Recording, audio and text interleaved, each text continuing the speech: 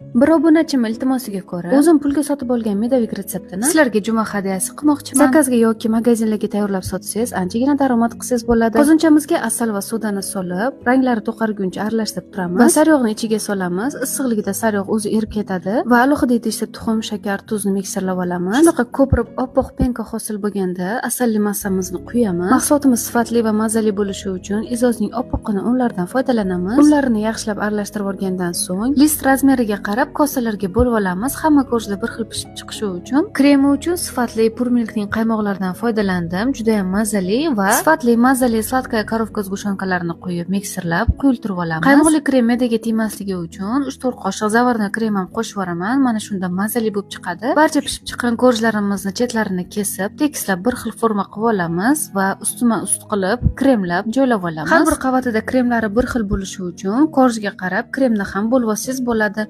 Chetlardan qolgan ko'rjlarni maydalab, chiroyli qilib bezatib, xohishga ko'ra xohlagan razmerda kosokka kesib, dasturxonga tortishingiz mumkin yoki sotuvga qilmoqchi bo'lsangiz, kichikroq kosokda konteynerlarga solib sotasiz. Siz ham albatta tayyorlab ko'ring, hammaga yoqimli ishtaha.